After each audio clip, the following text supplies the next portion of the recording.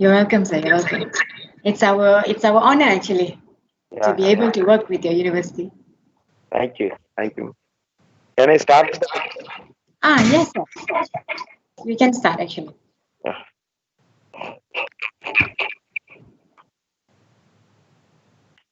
அனைவருக்கும் இனிய காலை வணக்கம். With the blessing of Almighty, our founder, கல்வி வள்ளல் தெய்வ திரு டி கலசலிங்கம் ஐயா, with the support of the chairman, Lay Vallal Sundharan sir,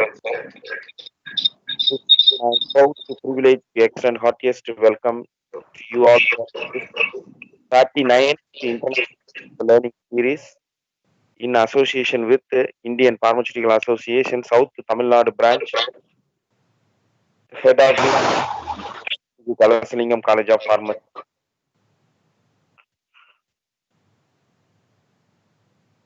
Today we are very much proud to have an eminent personality,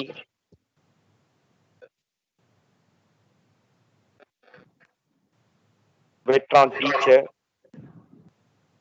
and honorable person, Madam BamaV.V. Menon, Deputy Dean of Pharmacy, APJ, Health Teacher, Malaysia, to grace this occasion. Let me acquaint you with the who is a yoga teacher.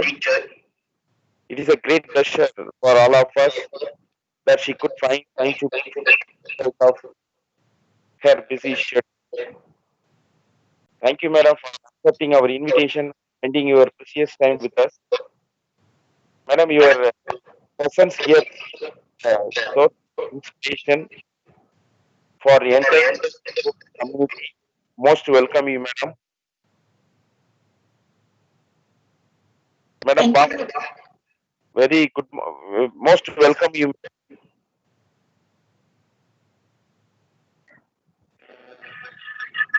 I would like to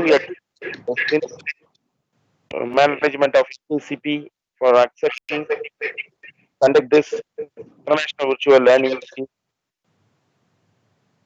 Next, I want to specific thanks Professor K. Anantaraj Gopal for his wonderful support and coordination in the arrangement of 39th learning series. Thank you, Professor Anantaraj Gopal. Thank you Welcome, so much. welcome.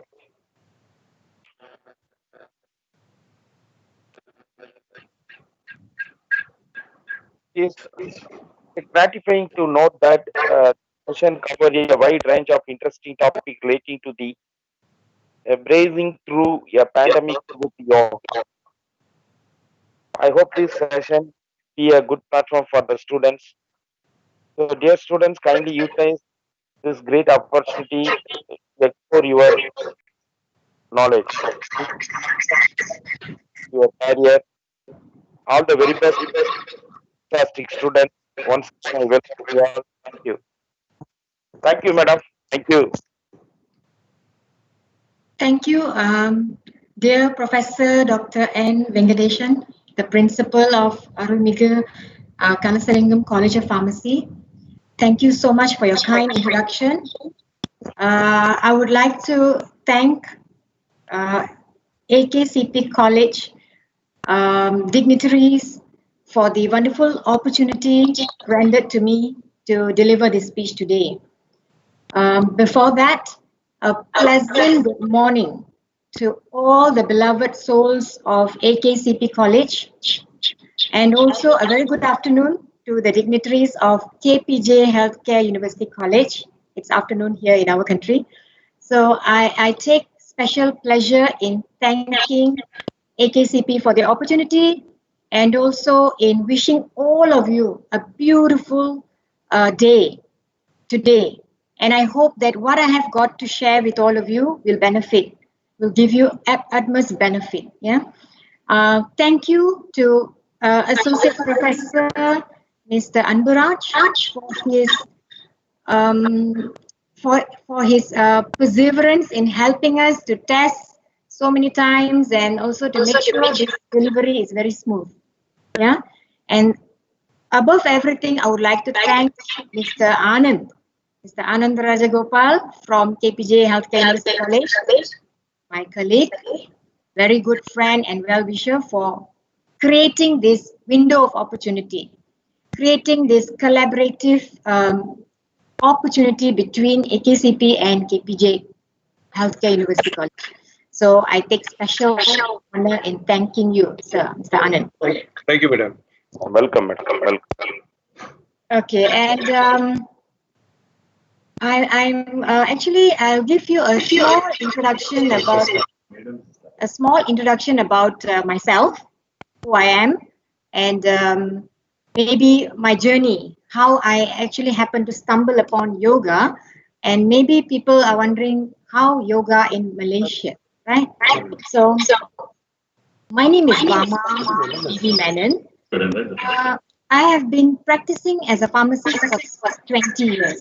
I graduated 20 years ago. And in my journey as a pharmacist, what I found amazing was we learned so much of pharmacology and stuff like that, but we never learned holistic medicine at all. In other words, we always treated diseases as they came. We were firefighting, basically. So in my journey, when I see a lot of patients and how they suffer from diseases and how we give them medications, I start to wonder, will I be one of those patients one day? Even though I'm a pharmacist, but will I ever become a patient one day? And how will these medicines actually help me? So the seeking behavior actually brought me to yoga. I was looking for something that can keep you healthy, can prevent illnesses, and give you utmost wellness, a sense of well-being. Yeah. So that's how I discovered yoga. And you guys have to be really proud of this because yoga comes from India. And it is something that India has to take pride in, you know. But okay, even though I've had 20 years of working as a pharmacist, but 9 to 10 years of that journey was actually related to yoga. At first, like many of you and many out there, I found yoga as an exercise module. I just went and joined and thought that all these asanas are going to keep me very healthy, you know. Then I realized that it was not just that. And then I started seeking more. I started learning more. I started finding more.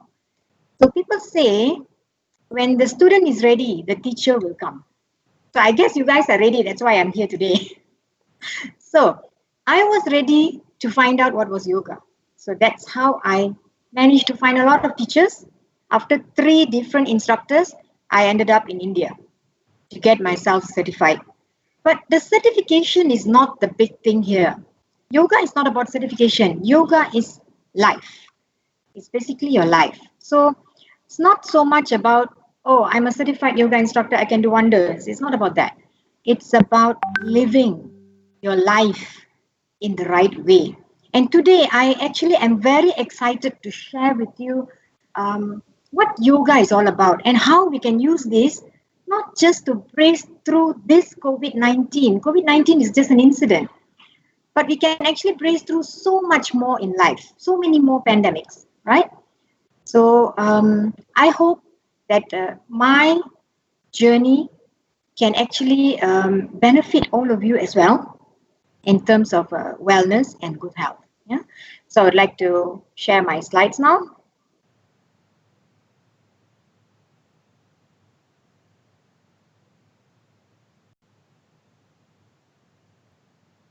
Okay, Brazing through a pandemic with yoga. That's the title. I'll run through the index or the content for the day. A little bit of introduction as to what is pandemic, really, you know. And if not COVID, what else? What other pandemics are we going to see? And as a result of the COVID-19 pandemic, we were all put under movement control, right? So how did that impact us? And how did that change our way of looking at things? The myths connected to yoga. I'm very sure that many of us think that, yoga is complicated. It's related to twisting and turning your body in such a way that, you're going to become all like a pretzel or something. I have experience when I call people to do yoga. I ask them to come for free classes and they get so scared. No, no, no, no, I can't do this. I can't bend. I can't do this. I can't do that. They're so scared of yoga. So there is something embedded in the mind about yoga, which I think we need to clarify. And I would take the opportunity and the responsibility to clarify these many myths connected to yoga. And hopefully after that, you can look beyond and start embracing yoga as part of your life. And after clarifying your myths, definitely we have to move into what is yoga? What is the science of yoga? What are the intricate details in yoga? It's not just the mat and some exercises. It's not. It's beyond that. I would love to share the domains of yoga with you. A little bit of dietary tips maybe at the end, towards the end, and some important choice of asanas that you could use or apply in your journey with yoga. And then we will conclude shortly after that. So guys, pandemic, really, something, we would have had grandparents or, grand uncle, great grand uncles or aunties who would say, I lived through the World War I. I saw World War II. I was there during the occupation of Malaya by the communists. Well, I could probably say to my grandchildren and great-grandchildren, I was there during COVID-19 pandemic, right? There's nothing proud about it. It's just an experience. It's just an experience. The better part of it will be how we brace through it, how we came out of it. What do we do to stand tall and fight this war, right? So pandemic, if you look at the word itself, there's this. It indicates a large-scale outbreak. Basically refers to an outbreak, but on a larger scale. And it involves multiple countries. It is global in nature. It's infectious in nature. It takes a lot of lives. It's communicable. You can pass it on to someone. You can contract it from somebody. It can be a viral agent or even a bacteria. And definitely in this COVID-19, we saw a great economic plummet.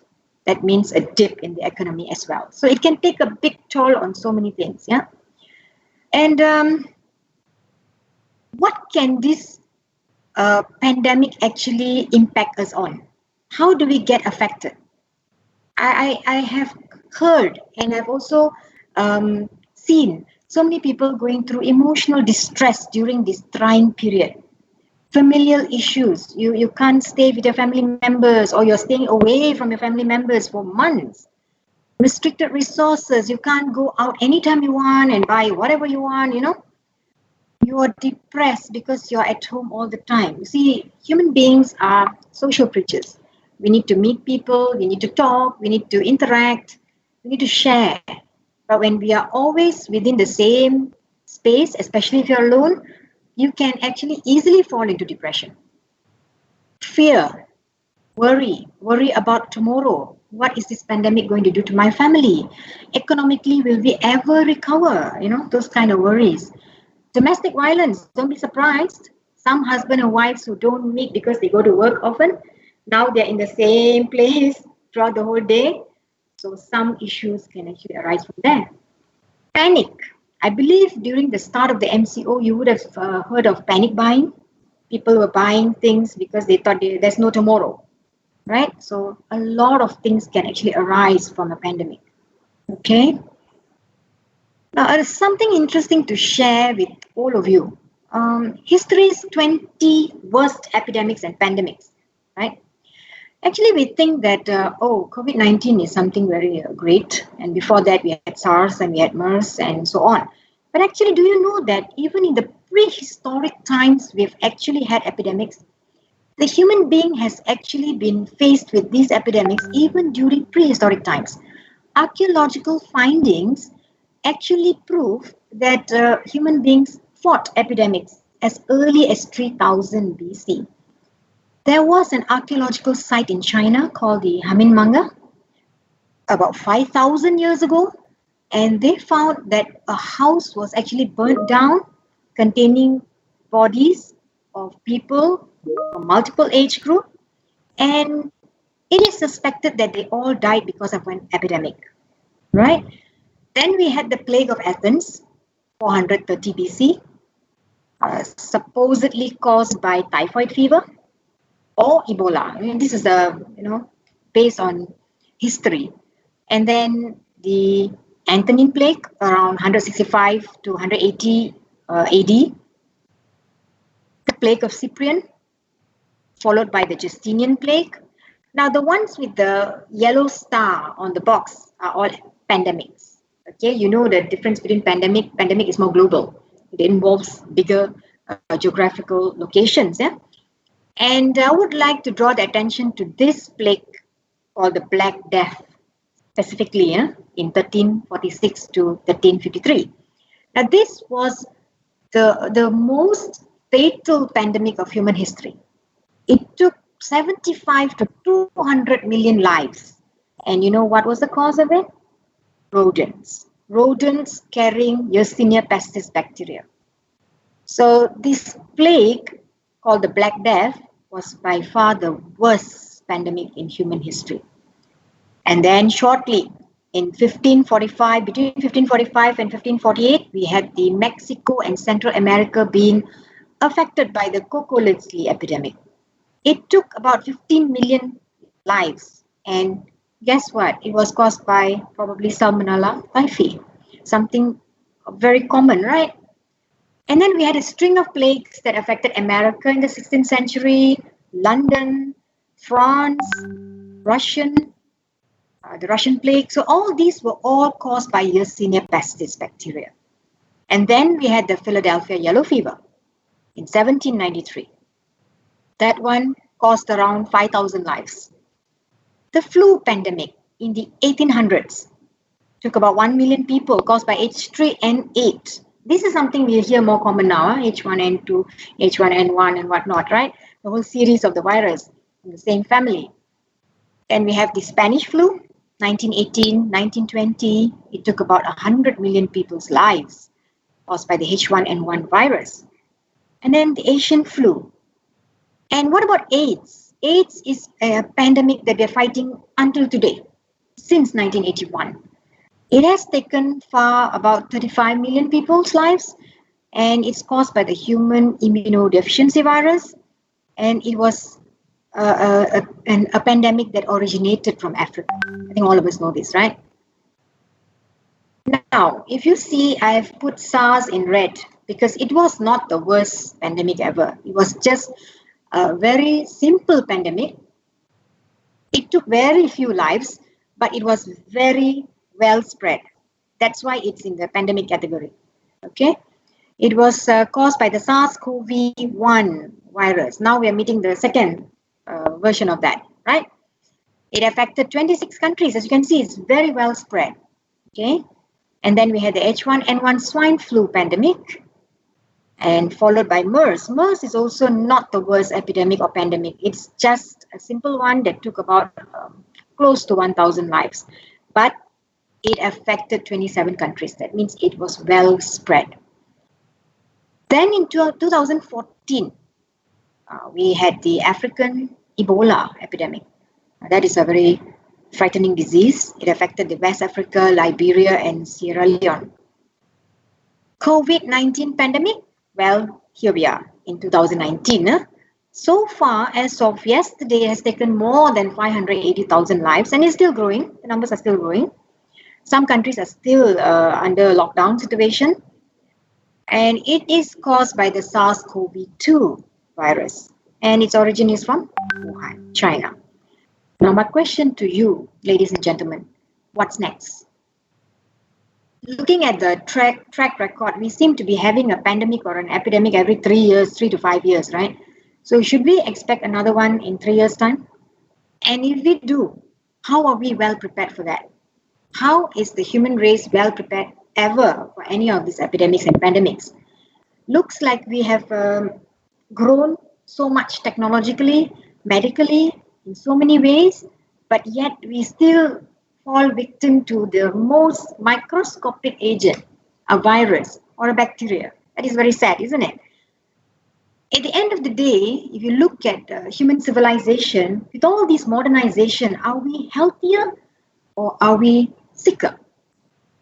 Are we better or are we worse off? So that is a question that all of us have to pose to ourselves. Are we living a healthy life despite all this magnanimous growth around us? So I would say that yes, we will be facing more pandemics in future because of urbanization, because of development, because of changes in even temperature, even the weather, right? So we will face more pandemics, definitely. But that is an actual real pandemic caused by a microscopic agent. What about the pandemics that we face on a daily basis? The pandemic of greed, selfishness, laziness, anger, gluttony. So these are pandemics that we've been facing on a daily basis. Why I call it a pandemic? Because it's well spread all over the world. We have people like this everywhere. And why I call it a pandemic? Because it is contagious. You can just follow another person who's greedy and become like him or her. We can become greedy by following our partners, our friends, our group. They eat, we eat, so it's so easy to contract this. So whatever pandemics that we are facing, whether it is caused by virus, bacteria, or even if it's a pandemic in the other way, our attitude or our practices, we can brace through this, definitely. We can win this with yoga, definitely.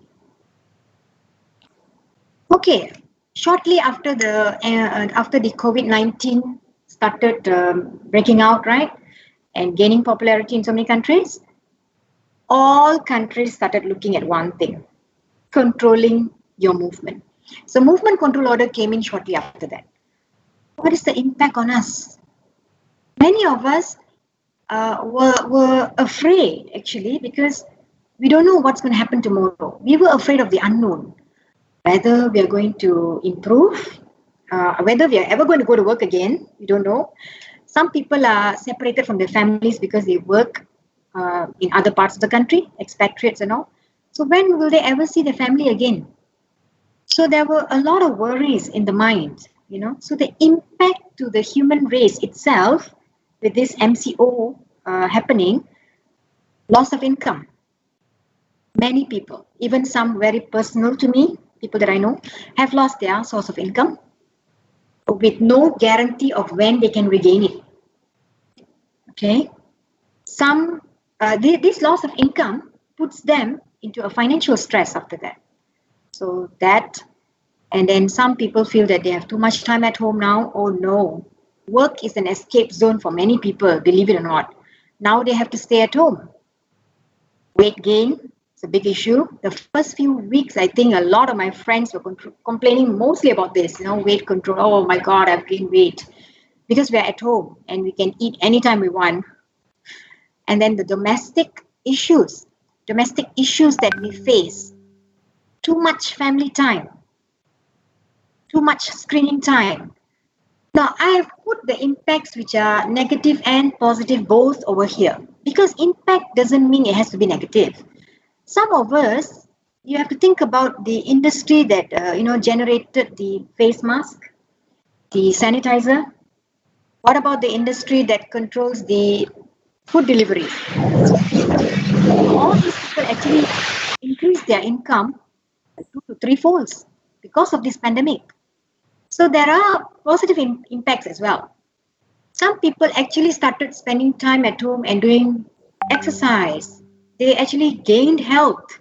They actually started living healthier, eating better, Some people actually attain domestic bliss. That means they could actually finally sit together with their family and have a decent meal without rushing and without eating on the go.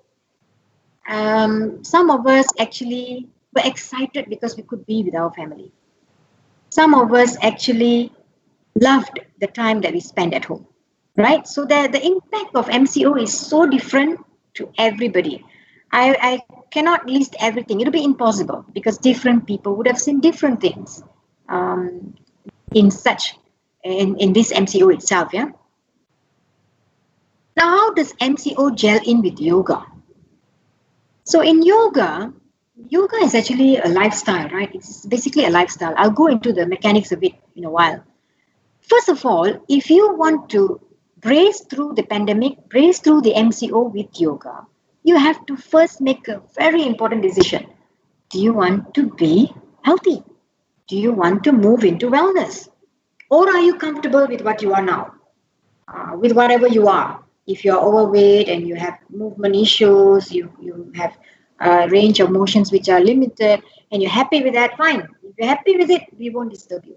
But you must guarantee yourself that you will be like that forever. Meaning you won't fall into a negative, zone where you actually fall sick or something. You better make sure that you're healthy, right? So you can take care of the people around you. So first of all, we have to decide to move into wellness. Making this decision is actually not that easy. You can always say, okay, fine, today I'm doing yoga. But are you just going to do some exercise on the mat, or are you going to really have a reformed life moving on? Organize your life. If you live in a clutter, then it's time to declutter. You really need to declutter your life. Install some discipline. Work with simple asanas. You don't have to become an acrobat or a magician, or you don't have to jump from tree to tree. You have to just be very selective about what are the asanas that will benefit you, that can align your body in a proper manner and keep you healthy.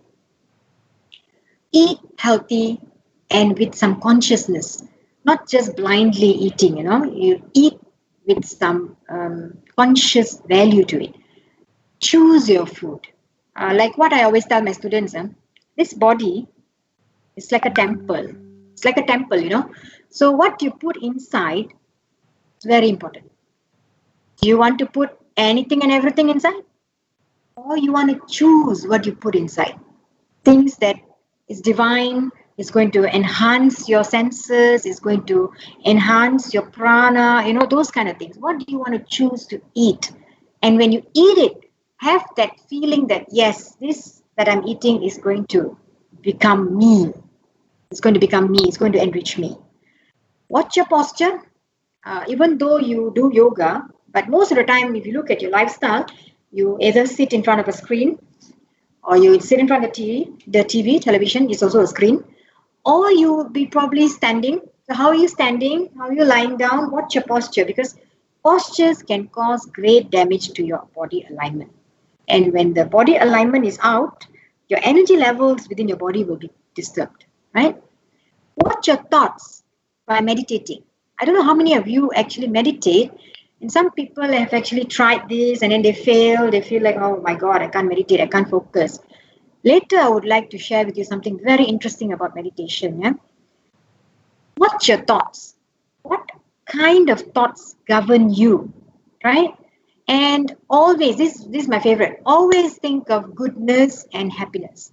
Meaning, if you have a choice to think of somebody in a good way or in a negative way, choose the good way.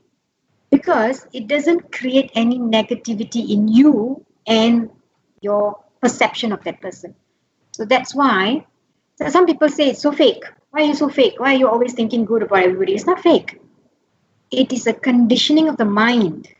And it is a requirement for you to stay healthy, right? Okay. Now yoga, right? So yoga actually arises from a word called yuj, which means union. So you can see this as a union between many things. You can call it a union between you and the divine power, union between your physical body and your soul, physical and your senses. So many things. So basically, it's a union, oneness, right? In the southern region of India, I believe yoga also means luck, right? As we say yoga, yogamana valka, yoga karan. So it's all this, it means luck. It means living well, goodness, excellence.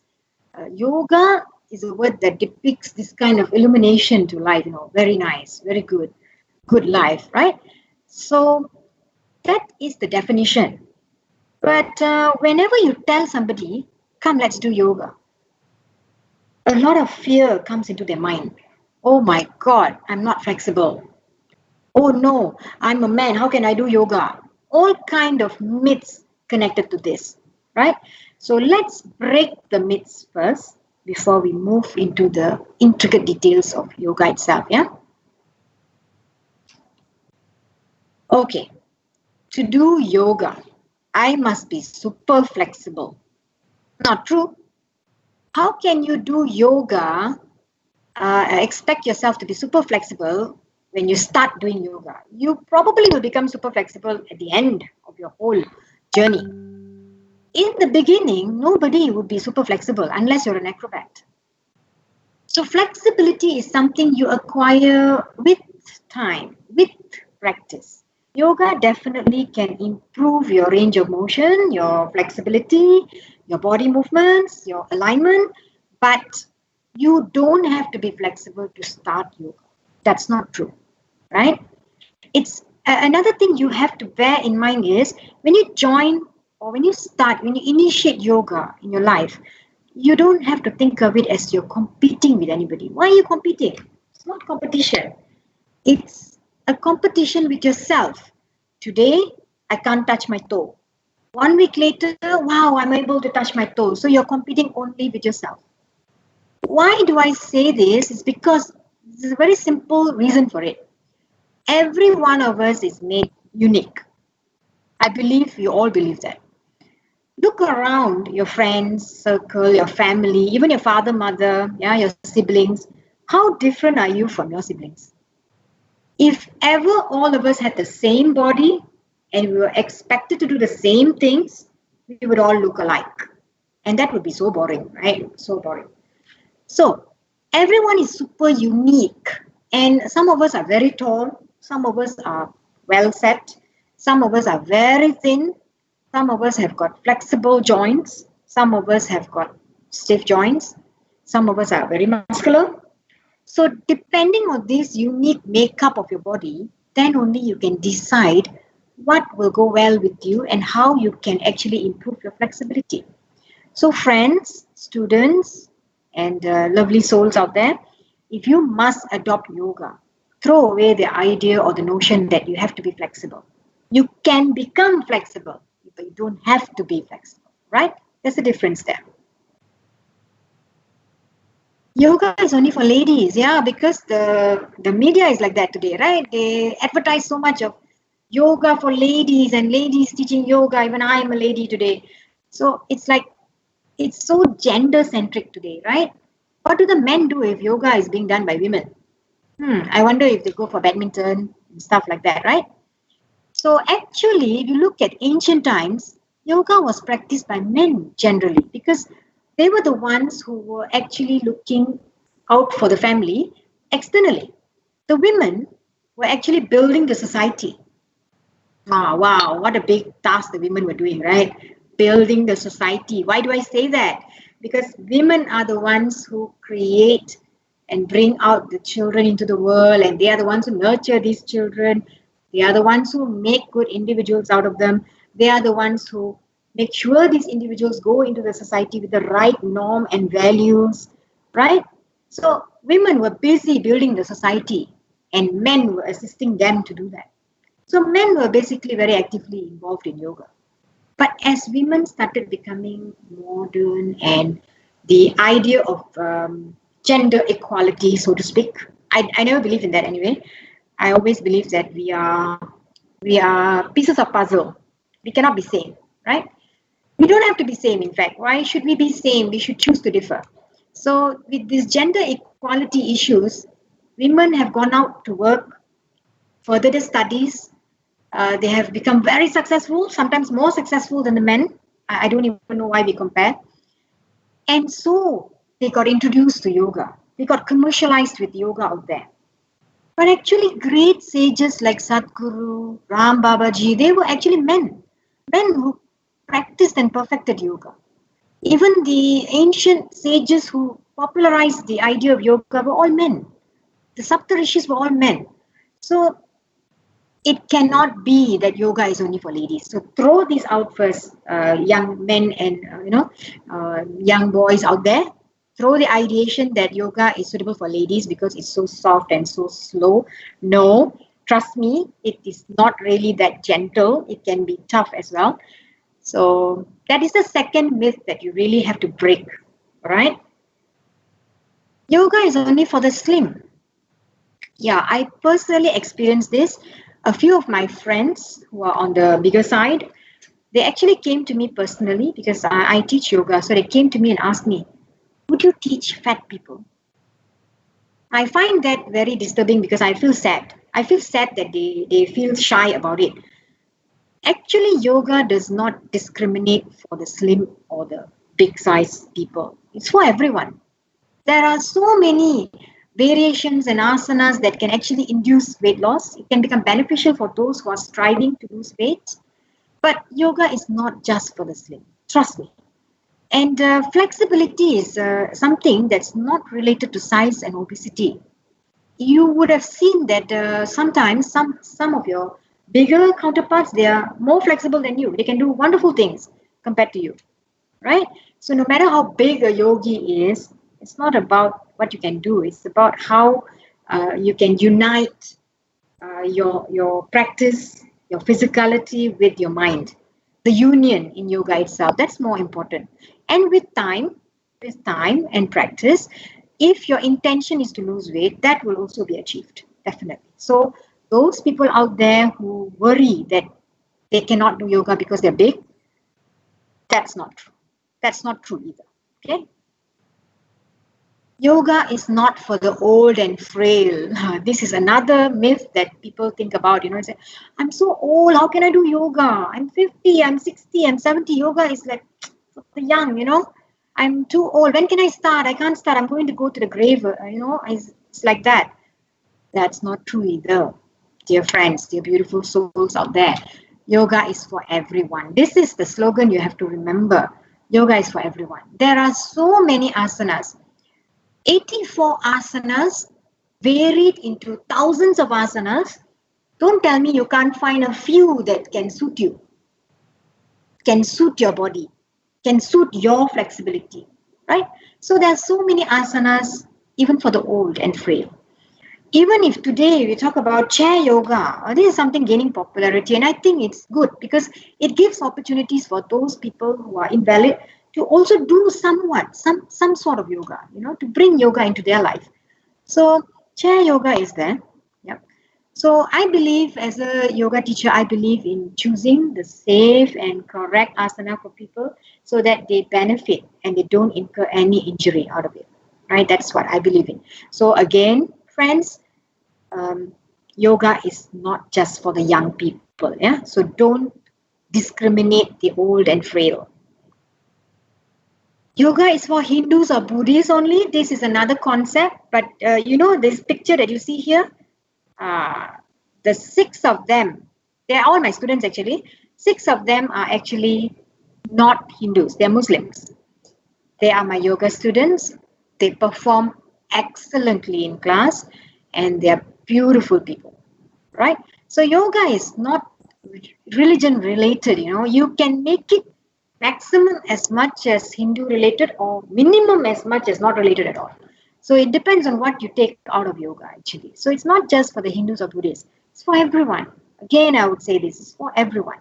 It's a lifestyle related concept. You don't have to tie it up with religion and make it complex. And when you make it complex, you can't adopt it and adapt it into your life because you label it that way. So please stay away from connotations that it is for the Hindus. The Hindus own it. No, it's a science of well-being. It may have generated or originated from India, but it belongs to this universe. The Saptarishis were instructed to spread the teachings of yoga worldwide so that humanity will benefit. So who are we all? We are all humans here, above all the religion. So definitely we are here to benefit. All right? It is a wellness related process. Okay, so we are just promoting wellness and healthy living. So why don't you benefit from it? Why you want to stay out of it? Just because you're labeled yourself, right? And if you go online, you can find this interesting online presence. A beautiful lady called Farida Hamza, a Muslim yoga instructor in US. She has got this page that she's maintaining, the Daily Dose of Art. You can check it out. I mean, she's a Muslim. She's a yoga practitioner, yoga teacher. So guys, beautiful souls out there, colleagues, friends, yoga is not religion based. Yeah. Another connotation or concept in people's mind is that I need to bend and twist like a pretzel. Oh my God, I would never be able to do that. What is that? I mean, what is this? I would never be like that. Some people may get so scared. I'm not doing this. I'm going to break the limb or something. No, not true. There are basic 84 types of asanas, and now it has been varied into so many more, thousands of them. Don't tell me you can't choose asanas that can give you good benefit that you're looking at.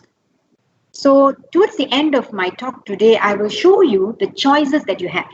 For example, if you want to promote good breathing health, especially for those asthma patients and all, what kind of choices you have? You don't have to choose something so difficult. You can actually choose something very simple and still benefit. Our idea is to benefit. All right. So if you tell me if I go for a yoga class, I have to become a pretzel. No, not true again. Right? Okay. Now we broke all the myths, not all, some. There are some more myths related to yoga actually. I just chose the interesting ones. There are so many schools of yoga in the world. When I say schools, I actually am referring to the thoughts. The thoughts, that means the principles. I'm not talking about schools per se, schools of thoughts, something like that. So we have had Hatha Yoga and Ashtanga Yoga, and now we have Bikram Yoga. Bikram Yoga is something that you do at 40 degrees Celsius, at a humidity of at least 40%, so that you mimic the kind of temperature in India. It is very good for, balancing your inner health. So that is Bikram Yoga. Then we have got restorative yoga, Yin Yoga, which is more on balancing your inner energies and restorating yourself. Vinyasa talks about flow. It incorporates flow in your asanas. It's very beautiful to see Vinyasa Yoga being done. It's like a dance, And then we have Iyengar Yoga, popularized by the BKS Iyengar sir. And then we have chair yoga. There's so many more actually, but I've listed some of the popular ones. We even have aerial yoga now, where they have got ropes hanging from the ceiling and people are actually floating on these ropes and doing yoga. So the dimensions are so great and it's limitless today, especially with the internet. You are actually accessing so much, right? Okay. Now from Ashtanga Yoga, because I actually learned Hatha and Ashtanga. So from Ashtanga Yoga, we practice something called the 8 limbs of yoga. Now, when you look at the 8 limbs of yoga, there's 8 things that you're supposed to focus on, yeah? Okay, I'm going to bring you through each one of this, and then you will see what I mean by yoga is not just exercise. You will see what I mean towards the end, yeah? Now, the first set or the first limb that you should look at is how you can be a human being. Yeah? How do you be a good human being? We call these yamas or moral values. Okay, there are 5 moral values taught under yamas, starting with ahimsa. Now, ahimsa simply can be deciphered as non-violence. Basically, it refers to kindness, showing kindness to all living creatures, being kind with not just your words only, but also with your thoughts and your physical. Satya means telling the truth, always, truthfulness. Asteya means non-stealing. I know some of us here are parents, right? So we teach our children not to steal physically, like you're not supposed to steal. But here, Asteya just does not mean stealing physical items. It also means stealing people's credits, taking credit for people's work. All that comes under stealing as well. So Asteya means non-stealing, not doing all that, right? Brahmacharya means moderation, moderation in expression of sexual pleasures in a decent way, right? Aparigraha refers to generosity, being generous. Whatever you have in excess does not belong to you, okay? Whatever you keep in excess is called hoarding. That means you're keeping it, you're not using it. Whereas if you think about it, it could have benefited somebody else out there. So that is under aparigraha. You are required to be generous and share your resources with people. So now, looking at these 5 moral restraints, it reminds me of what our parents teach us, our teachers teach us, right? In moral lessons. It's more or less encompassed in these 5 values. You practice these 5 values, it will make you automatically a good human.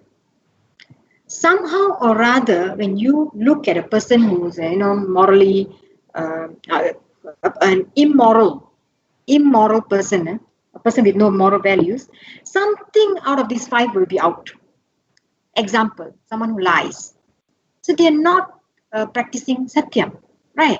So if a person can practice these 5 moral restraints in their life, automatically you have achieved the first level in yoga.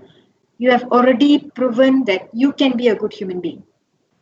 After becoming this good human being, with these 5 moral restraints, you are now going to learn how to live within the society, with other people. And that's where we move into niyamas. How do you observe living within the society, with other people? Saucha. Saucha refers to cleanliness.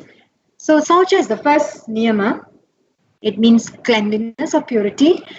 How you keep your body clean, your mind, your surroundings, your family, and moving further into the society as well. Because when you keep your house clean, you keep your house surroundings clean, everybody keeps their house surroundings clean, the whole residential area looks clean, the whole state looks clean, correct? So Saucha is something that teaches you how to live within society in a good way. Santosha. Santosha is the aspect of contentment, feeling of gratitude. How many of us feel that we are grateful for the life we have? How many of us wake up in the morning and think that, oh, thank God I woke up today and I'm not dead? I think none of us appreciate our life, right? So Santosha is an aspect of contentment, gratitude. So when you feel grateful, you tend to show how much of that gratefulness you have to others, all right? Tapas. Tapas means discipline, austerity in doing something that is routine. If you decide to do yoga, you have to have some sort of discipline. And that's where tapas comes in. The austerity of repeating something day in, day out, without fail, without boredom. Having that discipline. Swadhyaya means self-study.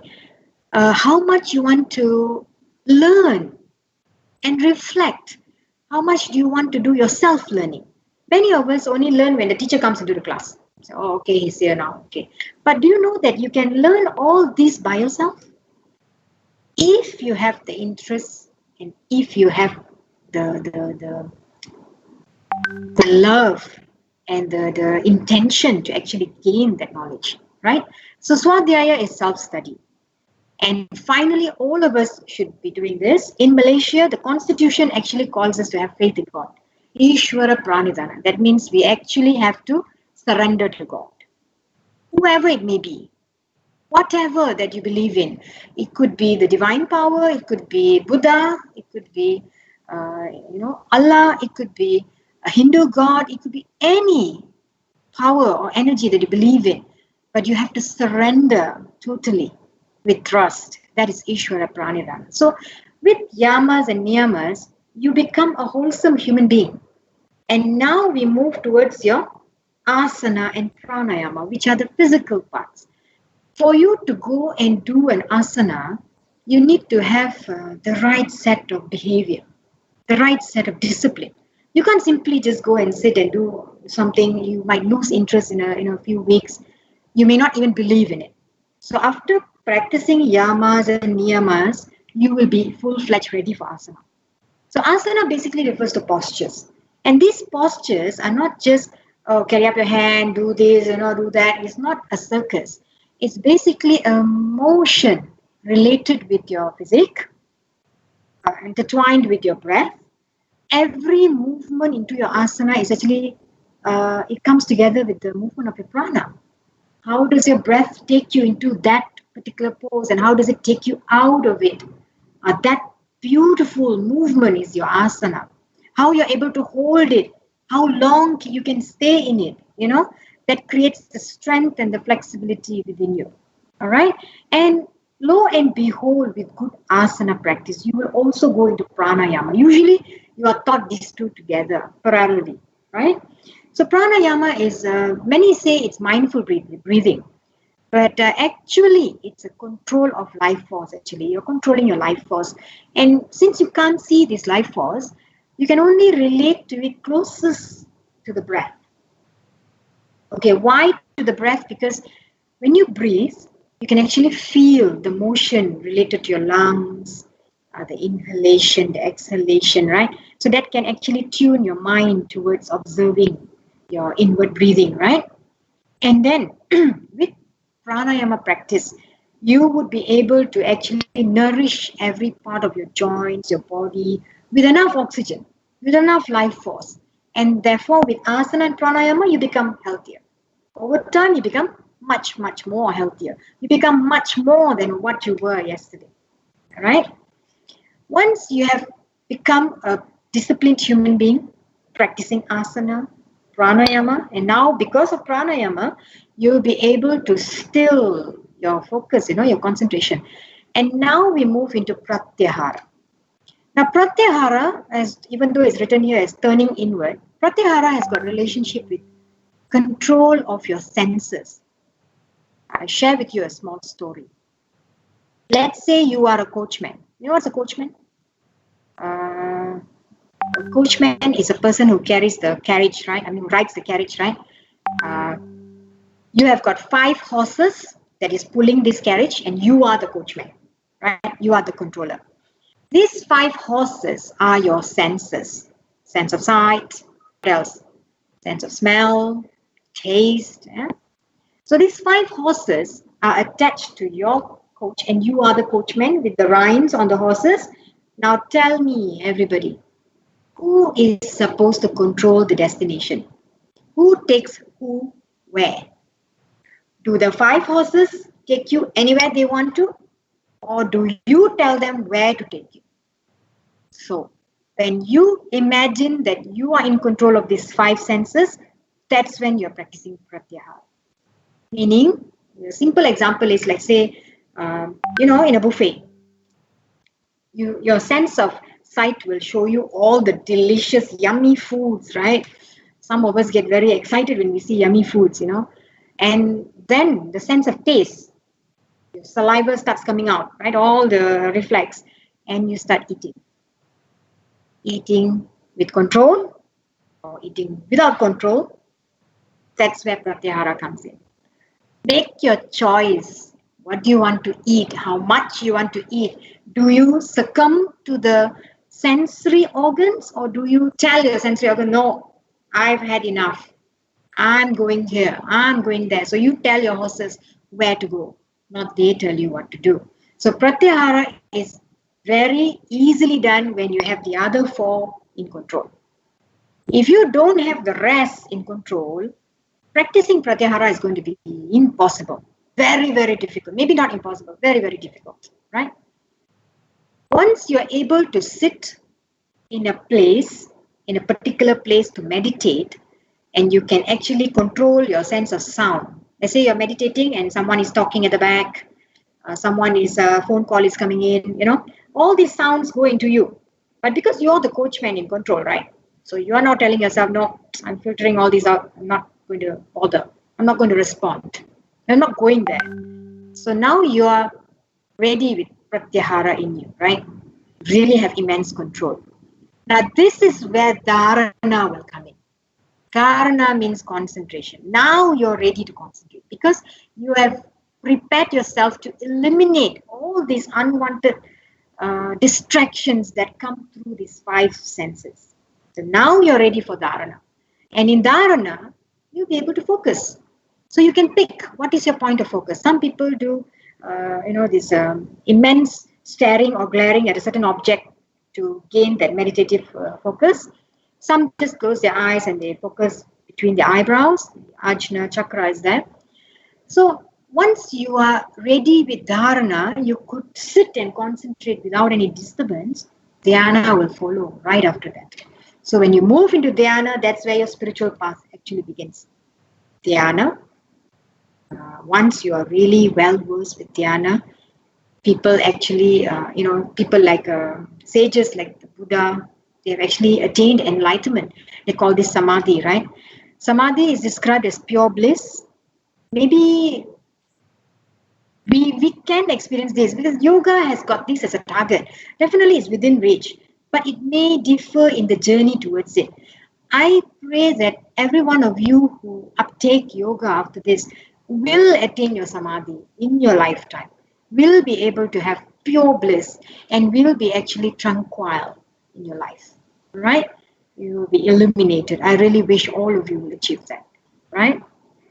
So as you can see, these 8 limbs, they defined everything that life needs, right? Moderation, control, simplicity, humility, humbleness, all this will come automatically when you practice all this. On top of all this, your health will improve. You will have very good physical health, right? Now, dear friends and all students out there, now you've heard of all these 8 limbs, right? Now, for me, I would actually classify them into 4 important domains. Your behavioral domain will require you to actually practice yama and niyama. Once you get that right, you check yourself, self-reflect. Nobody can come and tell you, oh, you're not doing this right, you're not doing that. Don't wait for people to tell you. Self-reflect. Did I be a good person today? Did I tell lies today? I should not have done that. I should not have done this. Self-reflection makes us a better human being on a daily basis, right?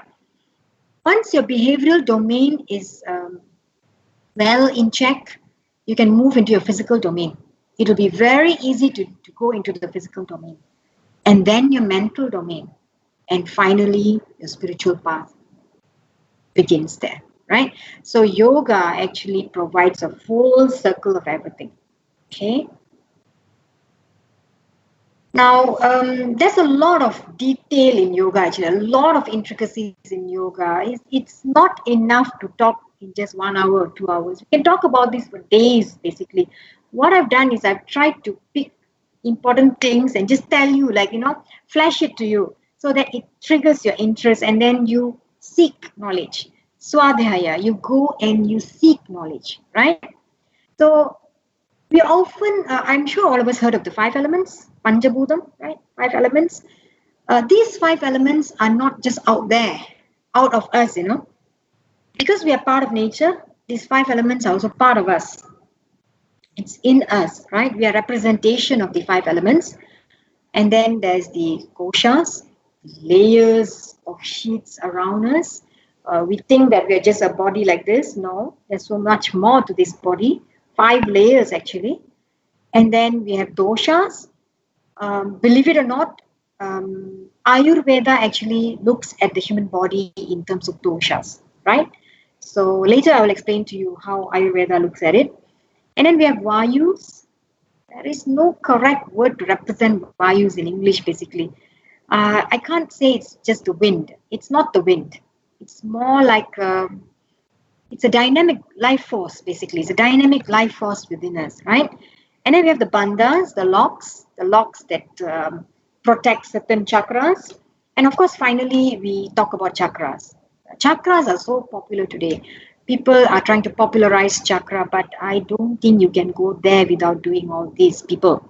Please, without all this, no point of you trying to achieve things which are far beyond, try to get the foundation right first. Okay, elements of life.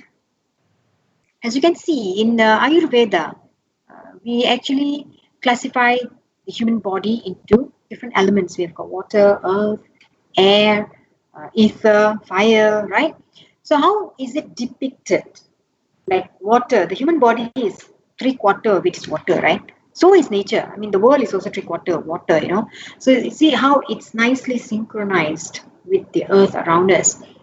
And then if you look at the parts of the human body, there's a lot of cavities within us, the human body cavities, and that's where the space is. Ether is basically space, right? And if you talk about the lungs, that's where the air exchange happens. So we have got air as an element over there. Metabolism is the one that creates the energy, the heat in your body. So that's where the fire is. That's the depiction of fire. And then you have got the flowing fluids in your body, blood, lymph, right? All that is the water constituency. And then you have got the heavy set bone and muscles. Those represent earth. So now you see 5 elements within you. So are you anything separate from this earth? No. You're one and full of earth actually. Yeah, you're one and part of this earth, right? The earth elements are within you. So now you can look at them with different aspects or characteristics as well. For example, like earth is often thought of as male energy because it's hard and it's strong, it's steady, stable. So usually it's a male energy. Water it's flowing, it's yielding. Women usually are easier in yielding to the needs of everyone around them. So it's a feminine energy. Fire is usually associated with determination, strength, or discipline, right? Air is more to light, space, dynamism, spaciousness, right? And space encompasses the other 4. All these elements are within the space in this world, right? So the same way, all these elements are within the space of our body as well. So all these elements are inside one another. Now, looking at the layers of life itself, the koshas, we call it the pancha kosha. Again, pancha means 5, so that's 5. So if you look at the physical body, we call this the Annamaya kosha. Annamaya kosha means, Annam means what? Food, right? Annadanam, right? Food, right? Giving away food and all. Okay, so Annamaya kosha means food. So the physical body, what you see physically is basically food. It's nothing else. Whatever you eat, you become. That's why people say you are what you eat. The Annamaya kosha layer tells you that you are what you eat, right? But beyond this, sometimes people also tell you, you are what you think. You are how you feel. You are energy levels. So that means there's beyond this physical layer, there's something else there, right? There are other layers actually. So Annamaya kosha is just a basic layer, a heap of food. So guys and girls out there, please choose what you eat. Because this is going to be what you ate. You better eat something beautiful so that you live a beautiful life, okay? Don't eat unnecessary things and make yourself ugly, okay? So you are a heap of food and that is the first layer, first kosha. Moving inward is another layer, not moving inward, moving outward actually, is another layer of energy. This is the prana. Just now we were talking about pranayama. It's also prana, right? So this is pranamaya kosha. It's the energy field that governs your whole body. It's an aura. Yeah, some people call this aura. That's true. Some people call this aura. So there are a lot of this around you over your physical body, right? It flows within your body, and in this field, we will find these chakras and all the nadis, and all that. So this is your pranamaya kosha, okay? And after that, beyond that, we have another aspect called feelings. Feelings that, you like, dislike, you love something, you don't like something, you're angry about something, you fear something. So all these are feelings. So this comes under the other layer above us called the manomaya kosha. Manam. mind. Here I'm not talking about intellect, I'm talking about mind, meaning emotions, feelings, likes, dislikes, your fears, your phobias, things that you love, you adore, right? Those kind of things, right? This manomaya kosha determines how you feel about things. For example, when you do something, your physical annamaya kosha is going to be doing it. For example, I'm going to make a phone call. So I'm going to use my hand and take this phone and press the numbers or whatever and make a phone call. That is basically the physical body doing the work. But to do that, I needed the energy within, the life force within to move my hand. That was the pranamaya kosha. And what I'm doing, whether it creates happiness in me, I'm calling someone because I love the person, or I'm calling because I don't want to call, I have to. That's the manomaya kosha, right? Above all these three, now this three is more to physical part. Now above all these three, we have the vijnanamaya kosha, intellect or wisdom, knowing that you're making a call. The knowingness of that is your vijnanamaya kosha, right? So it's the inner consciousness of things, right? It is also related to your faith, what you believe in, how much you believe in something, all right? And of course, finally, above all these layers, we have the bigger layer called the Anandamaya kosha, the bliss. Actually, we see this in small amounts in our daily life. We do something and we feel so blissful about it. Sometimes like you eat something that you really love and it creates very blissful feeling. Sometimes you see a friend that you have not seen for many years and the feeling that you get, the bliss that you create within is immense, right? So all these layers are us. It makes us up. This is what we are. Okay? So at the Annamaya Kosha level, it's basically what you see physically. Yeah? So if you eat a lot, you're just going to become a big person physically. Now the disease that comes is because of the imbalance in the Pranamaya Kosha. That means now your prana is not properly aligned because of what you've been doing to your Annamaya Kosha. So you're going to get some disease and that's going to create some bad emotions and sadness. It's going to affect your Manomaya Kosha. Obviously, you're not going to be blissful when you're sick, right? So remember, guys and girls, all of you out there, what you eat determines what you are. And that determines how you feel. That determines whether you will be happy or not. Okay, so all these are also part of yoga. Okay, I was talking about this earlier. Now, Ayurveda, the science of living. It's not the science of medicine, you know. That's the wonderful definition. It's the science of living, how to live well.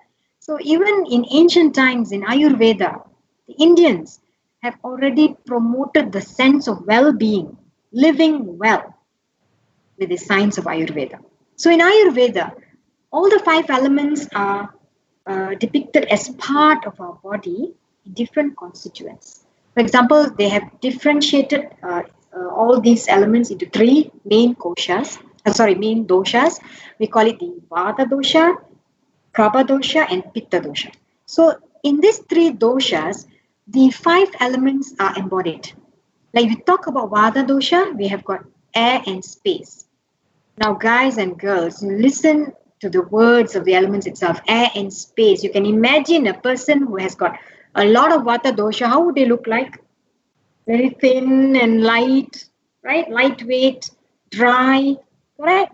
So these are the attributes shown by a person with a lot of Vata in them, right? Now, if you talk about Kabam, Kabam is usually composed of earth and water. So it's more to wetness, heavy, solid.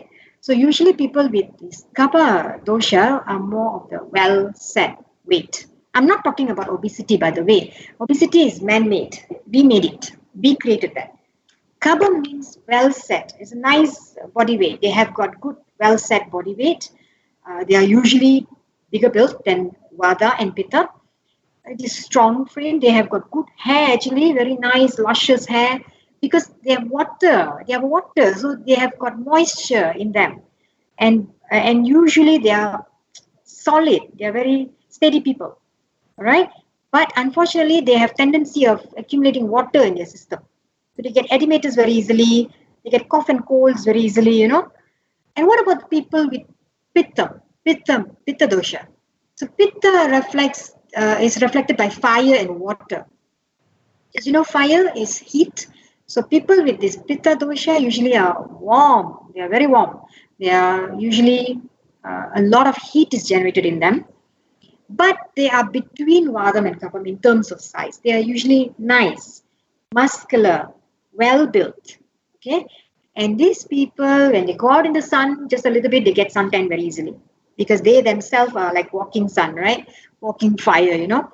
And they are very warm. They have got warm extremities, all right? And usually they are prone to inflammation in the muscles.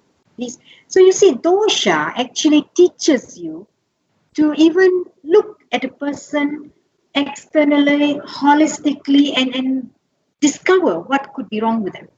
So Ayurveda basically found a way to look at a human being holistically, treat them, and balance out all these doshas. Now, it doesn't mean that if you have one dosha, you won't have the other. Some people are a combination of all the three. Some are a combination of two. Some have got a predominant one dosha and a little bit of the others. So it depends on what predominates in you. You carry that characteristics.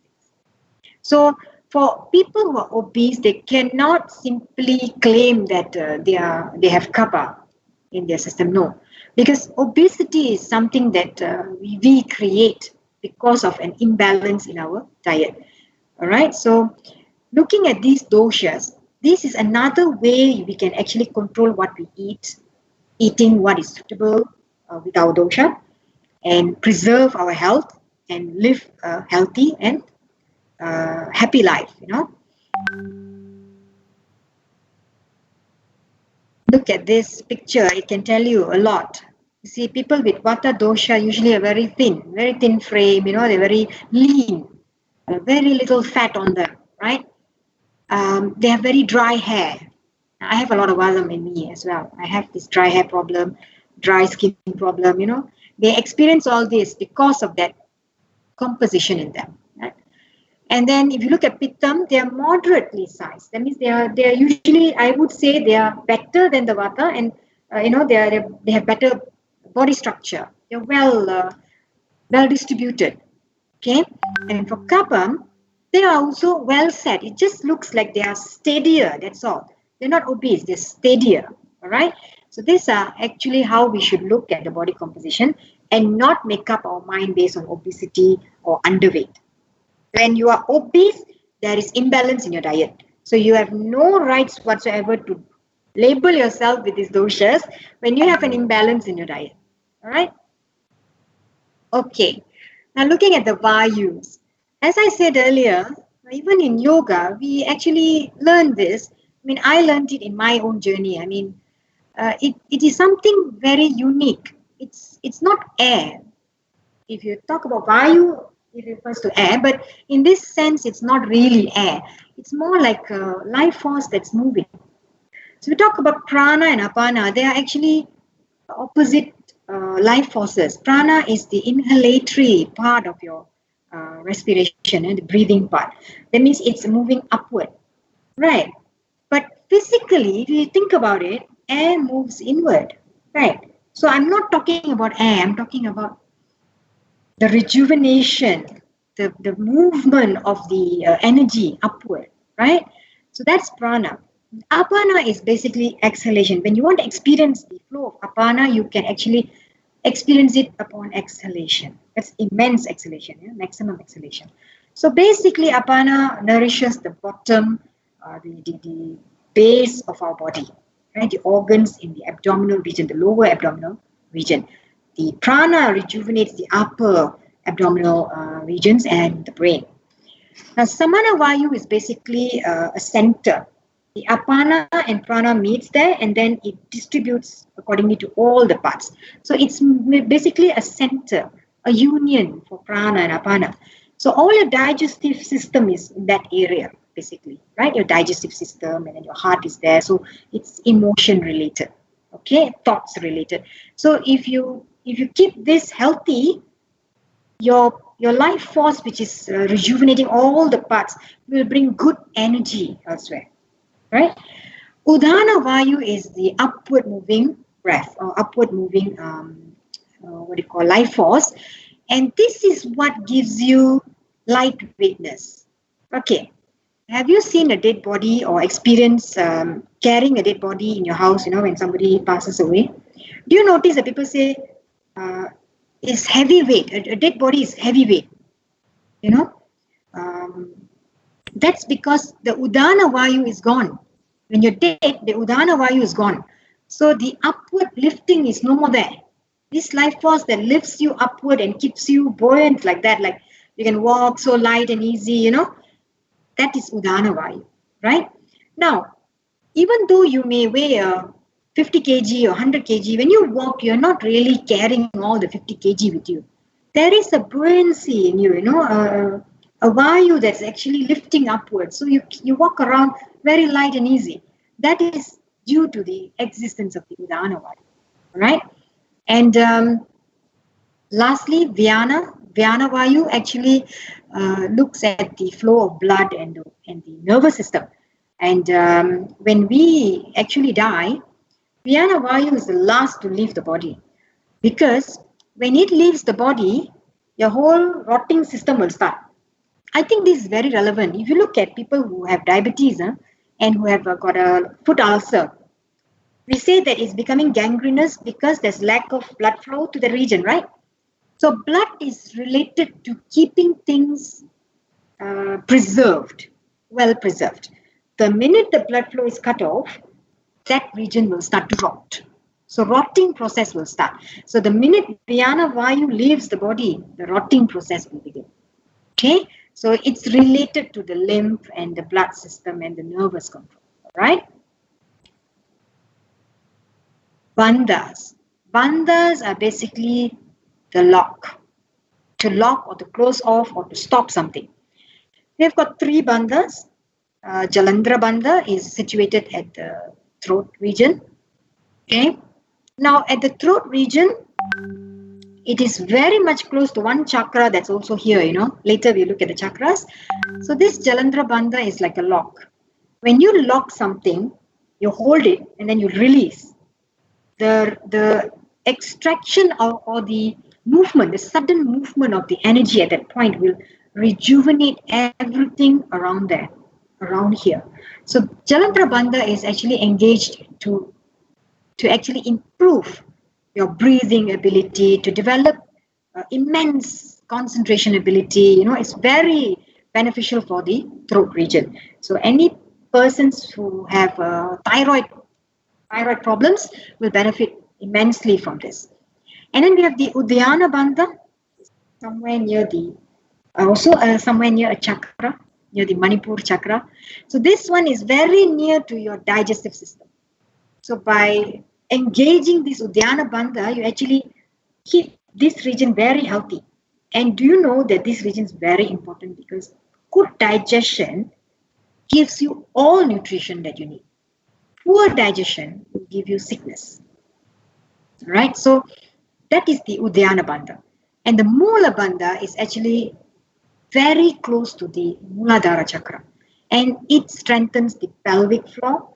And that is also the region you find your large intestine, your rectum, your anus. And that region is also has got a lot of autonomic nervous system innervations. So with control to this foundation of the body, you can actually sit and do a lot of meditation to normalize your mind, to calm your system, right? So these bandhas are usually engaged during pranayama, breathing exercises, to actually activate certain chakras, to actually improve the flow of energy in these regions, right? And finally, I cannot go without talking about chakras, because then it would be a big injustice to yoga. Because the ultimate concept of yoga is actually to align all these chakras. All right, we've got 7 chakras, starting from the root chakra, Muladhara chakra, and then we have the Swadhisthana, then we have the Manipura, Anahata, Visuddhi chakra, then the Ajna chakra, and the Sahasrara chakra. So all these chakras, if you can look at this diagram itself, it's aligned in a straight line, And what are they actually? In Tamil, chakra means what? A wheel, right? Sakaram, chakra. It's basically an energy center, energy wheel center, or something that's accumulated in these different positions, right? It governs different sort of strength in us. For example, your Muladhara chakra gives you trust and solidity, that foundation, like security. You feel very grounded and very secure if your Muladhara chakra is well balanced. And if you move up a bit, Swadhisthana, this is where all your sexual organs are. So if your if your Swadhisthana chakra is well balanced, your sexual performances will be healthy. You'll be healthy and there won't be any hiccups there. Your life in relation to sexual activity, and also creativity, not just sexuality, and also creativity will be well balanced, will be healthy. As you move up, you have your Manipur chakra, which is related to wisdom. And then you have Anahata, love. When this chakra is well balanced, you are able to express love, you are able to show love to everybody. People with imbalances with this heart chakra, they are unable to love, they're unable to open up, they're unable to embrace people, and feel what we call as love. Throat chakra, the Visuddhi chakra, this chakra actually governs the sense of speech. I don't mean that when you have a good Visuddhi chakra, you talk a lot. No, you actually gain the wisdom of choosing what to say, when to say, how to say it in the right way without causing unkindness. You see the relationship together again with yamas. So all these chakras, when it's well aligned, your whole life is a full circle. It's a full balance of a circle, right? Okay. Now, how to relate these chakras to your body organs. Now sit and think carefully. At every point of this chakra within your body, there are important endocrine organs. If not endocrine, they are actually organs, right? For example, we talk about the Muladhara chakra. You have got your testes, your large intestine, is in that area, right? If you move to Swadhisthana, you have the gonads. You move to Manipur, you have your pancreas. You move to Anahata, you have the thymus gland. Of course, thymus gland is no longer relevant when we attain puberty, but there's also your heart over there, right? And then when you move to Visuddhi, it governs the thyroid and parathyroid, very important glands. Don't take the thyroid gland so lightly, please. Thyroid gland is a very important gland in the body. And then as you move to the Ajna chakra, you have got the pituitary glands. Pituitary governs a lot of these other glands in the body, right? And then the Sahasrara chakra, the pineal gland. Okay, so all this.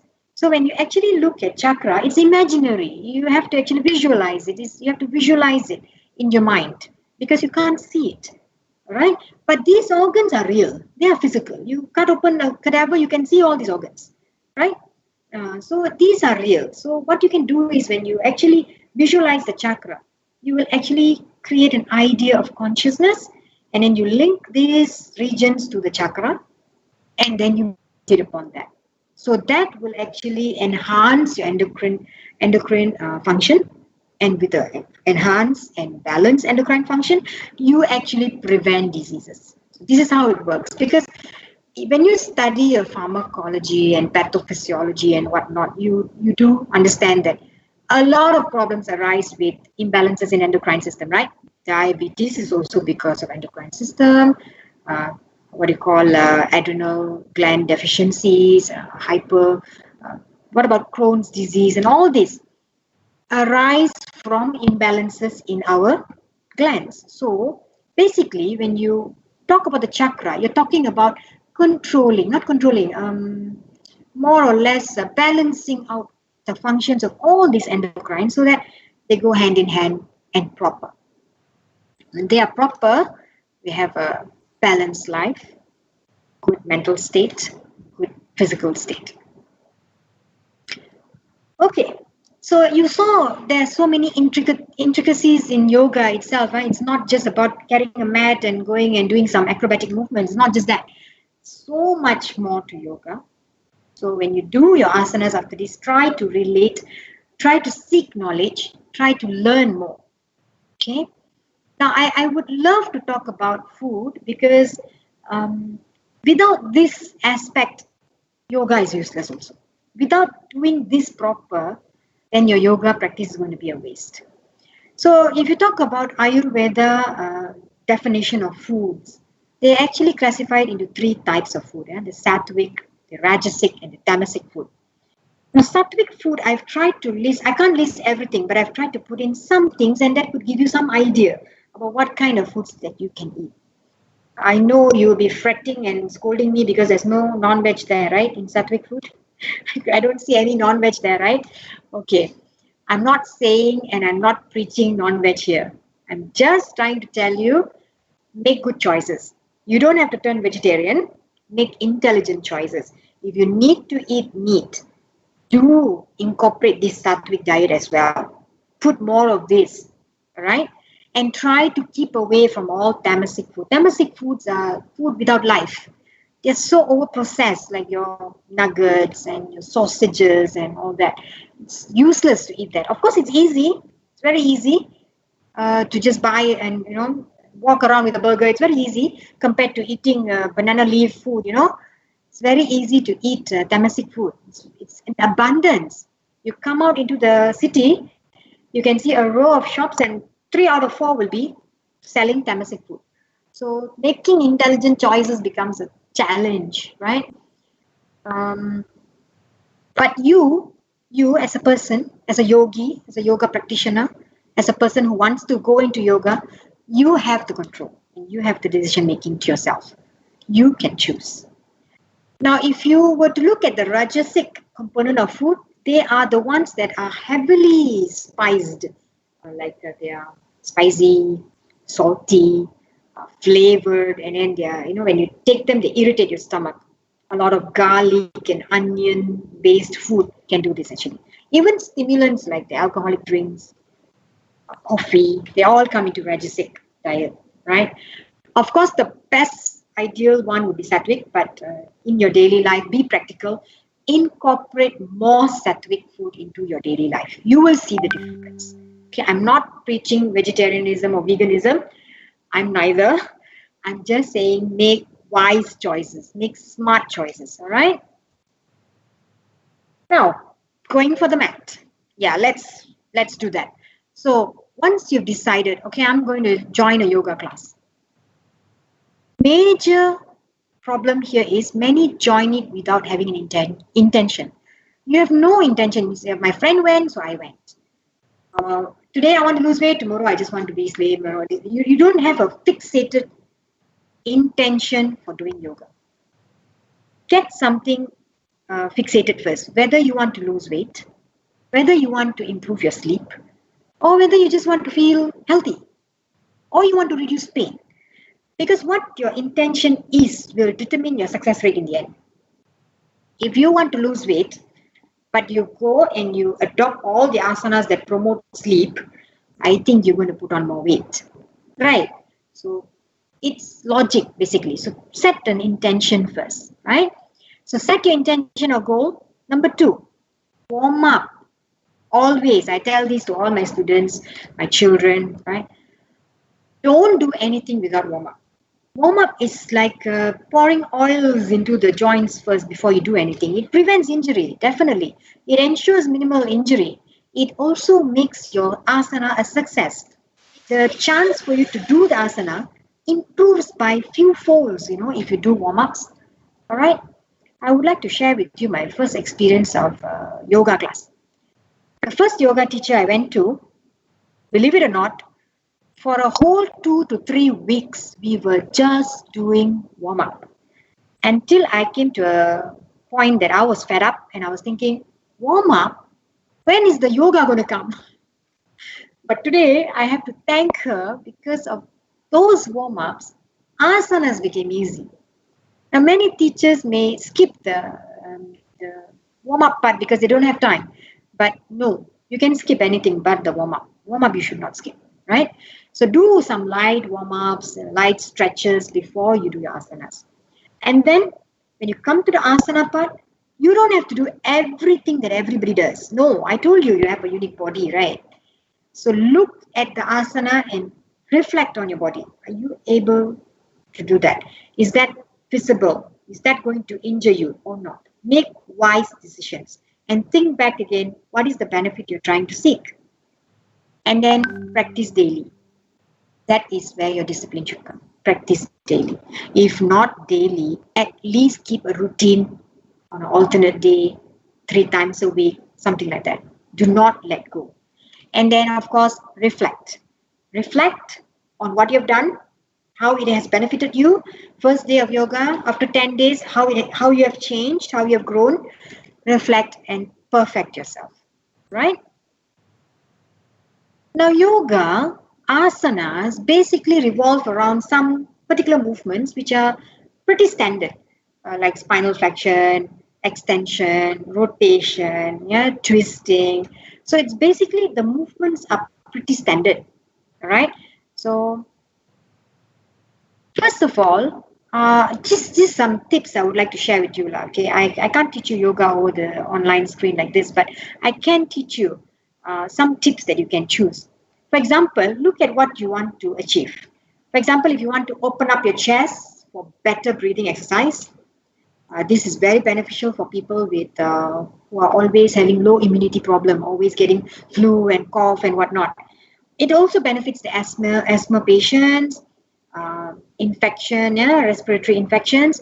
If you want to gain better breathing exercises, you need to do some stretching towards the chest region. You can do Sedu Bandhasana like choice one. That can be scary for some people, trust me. If you think that you don't want to stretch your chest and your that chest region that way, why don't you go to second choice? Bhujangasana also strengthens the spine, stretches it all opens up your chest as well. You go into Bhujangasana with an inhalation. It's a good practice to open up your chest. So you have choices, and this is only two I'm showing you. But there are so many other variations that can do the same, can achieve the same benefit that you want. All right.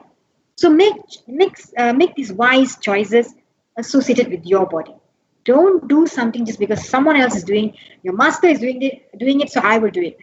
Your master is a different level. You may reach the master's level one day, but don't injure yourself. That's my point. Don't injure yourself. Some students become better than the masters, definitely, because different people have different bodies. Okay, let's say you want to improve your spinal flexibility, your spine, because we always sit down so much, right? So your spine is like stacked up like that and becomes a bit stiff. After some time, you have got aches here and there, right? So what can you do to make it flexible? Dhanurasana. I'm showing choice one is Dhanurasana. I'm not telling you to do it. I'm just showing you that can be done for for flexibility of spinal column. At the same time, you can do the similar thing in Chakrasana, in choice two. So if you give me a choice, Chakrasana can cause injury if you're not careful. So Dhanurasana would be a better, smarter choice, safer choice. I believe this is how you should look at the asana. Not just do it because everybody is doing it. Not everybody can do everything. You have to tailor it to your body because we have come from different backgrounds. We've eaten different meals. Our composition, we are a Annamaya Kosha, which is different among all of us. We are heaps of food which are different, right? So choose your asanas carefully. Hip opening practices. Some of us, I've seen personally, some of my students, they can't sit in a cross-legged position. They can't. Because of that, they refuse to go to temple. They don't want to go to temple because they can't sit down. When people give you banana leaf in the temple, they put it down on the floor. You have to sit, right? You have to cross your legs. You can't sit like that. Then how are you going to pray? How are you going to meditate? Right? You can't do all this. So hip opening practices are good to actually improve the flexibility around the groin area, the pelvis, right? So you can do the Ekapada Raja Kapotasana asana, which is shown in choice 2. But that could be very difficult and very advanced. But you can always opt for choice 1, which is Baddha Konasana. It's much simpler. you're well rested, at the same time your muscles get enough stretching. So making the right choice once again. Yeah? Say you want to increase blood flow to your brain. So you can do Sirsasana. Sirsasana is not something that everybody can do. For some people, it creates a lot of fear. I believe that when I first started yoga, I was so scared of Sirsasana. And then when I was tutored how to do it, then only I learned how to do it. So if you are afraid of doing Sirsasana, you can always opt to do Adho Mukha Svanasana, downward facing dog, like in choice 2. It also promotes blood flow to the brain. So good blood flow to the brain will give you good memory, alertness, mental acuity. Very useful for students who study long hours. When you feel you're mentally corrupted, you should just go and do this. It creates a new energy for you, right? I would like to share a little bit more before I end my speech. Let's say you want to strengthen your thigh muscles. Now, choice 1 is showing you Ustrasana, camel pose. This can tone up your thigh muscles very well, but not everybody can actually bend backward like that. Some people are very scared and some people don't have the spinal flexibility for it. So if you can't do that, but you still want the benefit of toned thigh muscles, toned quadriceps, you can always go for choice 2. Padahastasana is still, or Padangushtasana is still does the same thing with other overlapping benefits. Toning the arms, you can always do a plank, or you can do a dolphin, whichever one that is comfortable to you. So, moral of the story here is choose your asanas. That's why in this slide I was actually stressing on choose your asanas in number 3. See, choose your asanas, because I don't believe in doing everything. If you want the benefit, you choose and do. In a nutshell, ladies and gentlemen, if you want to brace through any pandemic, let it be COVID, let it be anything else. Can even be COVID-20 maybe, I'm not sure. But any pandemic at all, yoga can give you all that strength that you need. What you need is, number 1, you need discipline. When they impose MCO, you need the discipline to stay indoors. You need to do your work with discipline. You need to do all your exercises, you need to choose your food, everything is discipline, right? Yoga teaches you discipline. Remember, tapas? Good baseline health. You need to choose what you eat, and Ayurveda preaches that, right? Mental strength. You need a good mental strength to stay well and safe with your family during these pandemic times, Emotional strength. Above all, you need to trust God. And you need to focus on what you're doing, what you want to achieve, right? And you need intelligence in accepting information, processing knowledge, and reacting accordingly. So yoga can give you all this. And if it can give you all this, you can brace through any pandemic, definitely, right? So now the question to yourself, what should I do? Set your mind, people, set your mind. Decide, I want to live healthy. Decision making is the most important part. Then you choose your tutor. Now, when I say choose your tutor, I don't mean a person per se. It can be even an internet, YouTube connection, whatever page, whatever. Choose who your teacher will be. All right? But choose wisely. Okay? Discipline your practice. Discipline yourself to practice. That's what it means. Discipline to practice. Make moments of calmness. Make moments of calmness means meditate. I'm telling you basically to meditate. Please stay calm, sit down, reflect. If you've got nothing to meditate on, at least sit quietly and thank the divine energy for the blessings you have. You are not inflicted with the disease. You have your family with you. You have got money to buy food. At least sit and thank the divine energy for all that you have. Right?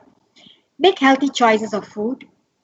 Always, that is the baseline, that's most fundamental. Strategize and organize. Strategize. I know we have a busy schedule. We have got classes, we've got family, we've got assignments, a lot of things. Strategy. If you don't plan, you will fail. This is well known to everybody. So strategize and organize. And finally, reflect, reflect, and reflect, and reflect always. Then only you can perfect yourself. All right. So thank you very much for this beautiful opportunity to share whatever I know about yoga with all of you. What I've given is just the tip of the iceberg. And maybe I'm also on that journey. So there is a mountain of things that I still need to learn. But I hope that you can appreciate and you benefited from the session today. So thank you very much. Thank you for the opportunity. Thank you, madam. Thank you, madam. Mama, madam. Thank you very Really, much, we madam. had Wonderful presentation. really we had a wonderful presentation, madam. Oh, thank you so much. I'm Elaborated, glad I very love it. Okay. Is excellent. there any questions that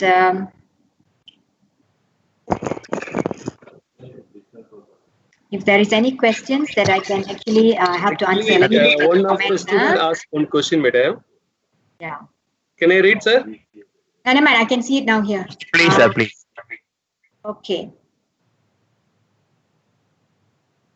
Who first introduced yoga and when the year, and who is the spread the yoga in the worldwide? My goodness. You know something? There are a lot of theories about who first brought yoga and all that. It happened many thousand years ago. To me, I myself was exposed to a few versions of who brought it. That's why we have so many versions. Like we have Ashtanga, we have Hatha. Some say the Saptarishi, some say it's the Adi Yogi. But the question here is whether the year it came is important as to whether today we want to embrace this. Right. When it came so many thousand years ago when human race were actually taught to live healthy. But do we really need to know that? Do we really need to know? Like, for example, when I was quoting the 8 limbs of yoga, I was actually following Patanjali ji, introduced the 8 limbs of yoga, the Ashtanga yoga. But there are a lot of other theories to that. And also this, I don't know, it's a student or a lecturer also asked whether is there yoga for any specific treatment for any diseases? Actually, if you talk about yoga, just like how I put it in a nutshell just now, it's healthy living. It's a science of healthy living, you know. So once you have already deviated and you've caused some disease, depending on the nature of that disease, then you can see the extent of how much yoga can actually bring you back. Sometimes if it's an infection, it's an external agent, you can't sit and fight the bacteria by doing yoga. You need an external agent. So we have to also think like a pharmacist here, you know. So you need the antibiotic, so you do it. You use it. You arrest the disease. But after that, how are you going to rejuvenate the person and bring him back into balanced lifestyle? Bring him back into balanced chakra so that he doesn't fall back into that imbalance. That's where yoga comes in. I wouldn't preach or prescribe yoga to cure cancer or to cure heart disease and so on. I wouldn't want to do that. I still think that we are not fit yet to claim ourselves as good yoga practitioners by just doing asanas, by just practicing on the mat. We have got to understand the whole science to it. And we are still at the early stage of it because it has been debated so much, right? So anyway, I'm also in the path of learning still. I'm still learning, and I believe I can learn from so many people, even students. The dance of Bharadam and music hearing and singing can include yoga. I'm a strong believer in music. So music itself is a meditative thing in our life. That's why in yoga, we have something called the Bhakti Yoga, where we chant and sing songs to actually create that bliss within us. Mantras or certain devarams that sing, have got that effect on the human system, whereby we can actually feel the bliss. We can actually feel the positivity. So yes, I believe that music, artistic things like Bharadam, it's yoga by itself. But don't con yourself by telling yourself that, oh, I'm a Bharatanatyam dancer, so I can eat whatever nonsense and still be healthy because Bharatanatyam is yoga. No, please don't cheat yourself like that. All right, that's not true. Okay. What is the difference between the yoga and gym workout for reducing overweight, over body weight? Wow, Mr. Raghavendran has got so many questions. Okay, what's the difference between yoga and gym workout? You know something? Whenever I call my friends, let's do yoga, they seem to think that yoga is too slow. Too slow. I'm not going to lose weight in enough time. I'm going to take like years to lose weight if I do yoga, but if I go to the gym, I can do it like in 2 weeks. See, first of all, losing weight is not just by working out. You have to balance out your diet. Then you have to make sure your intake and your output is balanced out. If you're going to lose weight, your output of energy should be more than whatever your intake. So if you're going to do a workout, it can be yoga, it can be power yoga. You can do extreme repetitive movements in yoga also to create that kind of burning of calories. Yes, you can. I've done that also. But if you go back and you continue consuming food that is, high calories, then it's not going to be working out for you. Even gym is like that. You can do whatever you want in gym workouts. You can build muscles, you can lose weight. But if you come back and you resort back to your old ways of eating unhealthy food, then what happens? Right? There's a big difference between the two in the sense that yoga is life related. It's not an exercise. When I say it's life related exercise, gym is exercise. You just go, do the exercise and come back. Yoga is holistic. You do yoga, asana is only one aspect. So just now what I was comparing power yoga, I was comparing asana with workout. I was not comparing yoga with my workout because yoga and workout is not comparable. Please do not do that best of comparing.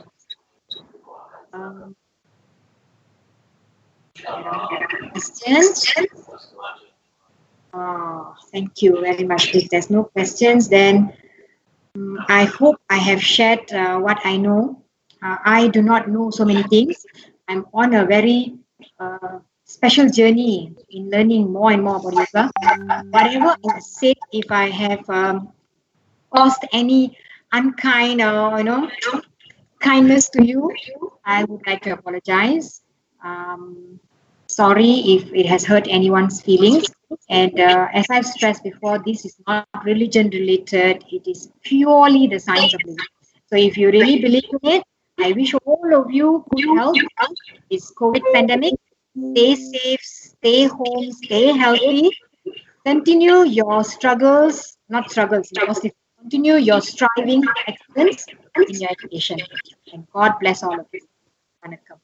Thank you very much, madam. I want to share something in this session with my friend Dr. Venkadeshan permission.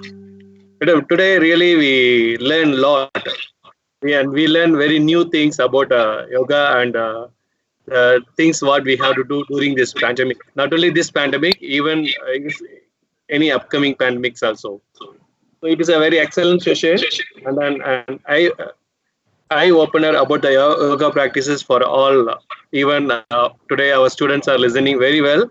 More than 180 participants are there. So really, it's a very wonderful speech by you, and very interactive sessions also happen. And we know many myths about the yoga were encountered with proper evidences. You can give very lot of information about the literature about the pandemics also. So really, we got all the information, madam. Thank you very much for your today's session. Thank you, madam. And also, you explain in very simple language, so it's very, very easy to understand by everybody. Thank you very much. Thank you, Mr. Anand, for your very sincere and genuine sharing. Professor Dr. Venkadeshan, I hope I have fulfilled your aspiration in terms of this talk, sir. Yes, madam. This is Anburaj, madam. Thank you for your wonderful presentation. Yes, sir. Thank you very much. So if there is anything else, no No, other questions? it went well, madam. Thank you for your wonderful presentation, madam. We learned a lot of things about yoga. So still, we thought there's something like aerobic, like we have to control our breath like that. But we don't. Other than that, so yoga is not a small thing. It have a lot of different things. So thank you for explaining us. Thank you, Professor. I would tell you that whatever I've shared today is not even, it's just the tip of an iceberg, it's vast. You can talk for days about all the attributes that I shared just now. It's just that I'm so glad that at least I get this opportunity, this window of opportunity to share with so many people who are viewing. And I believe some of them who are viewing are also from Malaysia. So I think the misconception about yoga will now go away. So now you have a good understanding about yoga. And I think more people will daringly start to do these yoga practices for their well-being. And I wish all of you the best in your upcoming, endeavors. Thank you very much. Thank you, madam.